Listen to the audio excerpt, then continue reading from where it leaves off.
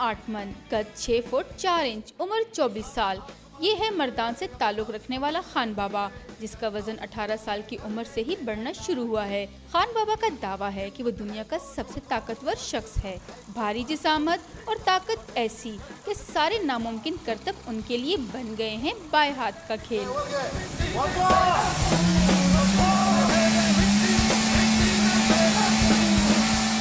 पाकिस्तानी हुल्कमैन खान बाबा का सिर्फ भारी भरकम जिस्म ही नहीं, बल्कि चाल ढाल भी ऐसी जो देखे सेल्फी लिए बगैर नहीं रहता।